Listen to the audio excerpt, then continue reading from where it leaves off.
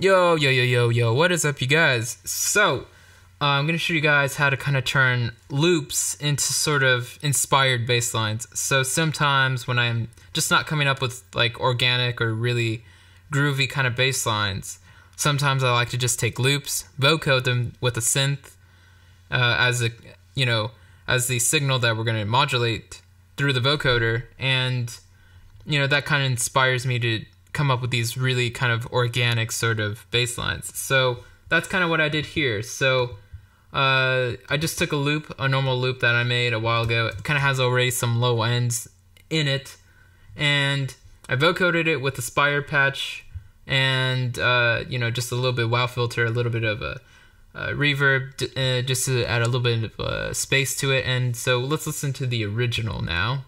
Sounds like this. This is just sort of a percussive sort of normal loop, and now by adding in all the modulation, it sounds like this. So I kind of went for the guitar kind of low mid sort of thing, the kind of crunchiness. I kind of like that. So, but you can come up with anything like this, and so the possibilities with vocoding, it's endless. So really just hope you take away for the technique more than anything else, as opposed to what I actually made here, because it's circumstantial. I mean, this works in this little part of the track, and so I think it's really a good, awesome way to come up with unique stuff and get your brain thinking of how to sound design in other ways than just sticking to synths and audio processing. So let's get into what I did here. So obviously, like I said, I used a Spire patch. So this will come out this Wednesday. I made a new sound bank for you guys. I was supposed to release it last week, but last week I needed to take my computer into a shop so they could tell me what's wrong with it, because there was a lot of buggy issues I've been having with the audio, like even with my interface, and just in general, the audio just always fucks up. So it's kind of my fault why it happened. Anyway, so I couldn't do it last week. I had the computer in the shop. So this week, this Wednesday, it'll be a video, and I'll show you guys all that. So this preset is actually one of the newer ones. This isn't even the whole bank. This is just still remembering from the session like 2 weeks ago. So it's called Dawn of Thump, and it just sounds like a little bit like a guitar sort of thing. So something like this, sort of like a synth electric kind of riff heavy sort of inspired guitar thing. Doesn't sound like a guitar. I'm just saying that that's kind of what I was going for a little bit. And so it really doesn't matter what I used in Spire. It just matters that it's something that is powerful enough to really have a awesome to be an awesome carrier for our vocoder. So we'll take the loop here. So first thing you want to do is add a vocoder. Enhance the signal if you want it to be brighter, and then just go to external of the 4 modes, and then audio from Spire. So I turned off the Spire signal. So sometimes it's cooler just to have the original signal off. So you can see I have all the Spire patches that I'm using to vocode other things with. Those are off, so that way you just hear the vocoded result and not the vocoded result with the original signal. It just sounds cooler like that sometimes. So after that, I just, let's pull that down. I just kind of drew in what I wanted. So I kind of wanted to kill a little bit of that bass. Like I said, I was going for like a low mid sort of thing, and then I knew I was going to layer this with a other bass. So I wasn't too worried about killing the low end, because I wanted that mid sort of thing. So depth is sort of, I put it right around 112%. So the right side, if you put it more to the right, you kind of just start to get more of the result of the modulation, and if you turn it more to the left, you start to hear more of the original signal. So you can kind of guess how that works, and I just kind of wanted to be a little bit more than above halfway. And then I also have this in stereo.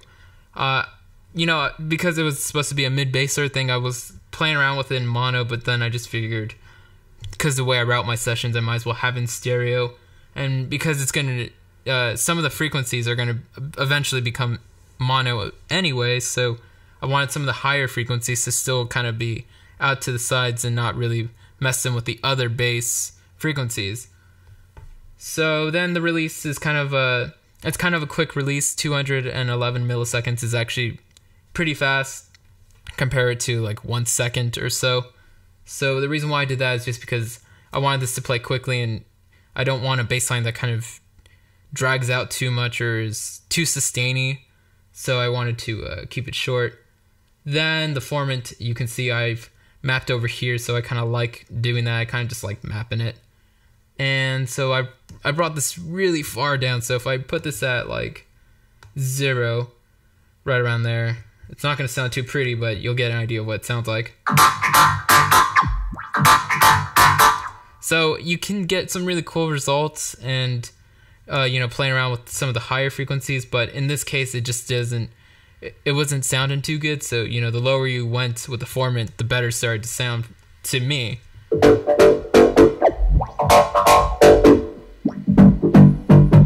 So I landed on -32. That's where I felt like it sounded really awesome. And then, like I said, a little bit of wow filter. So this is just a custom preset I made. So it's a low pass 24 dB slope, overdrive all the way up. Cutoff is almost at this second line to the end. I have a little bit of a step sequencer right there, so you can see it's almost all the way up there.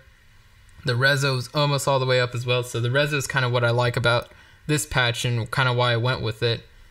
And you can see here in the step sequencer, I kind of just shaped it like this so that at the end of this, it would turn it all the way back down. So you can see how it's moving.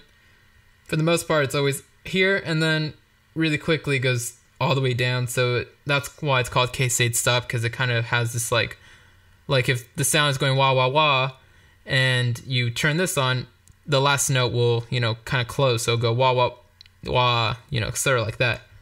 And then the mix and master is just up all the way.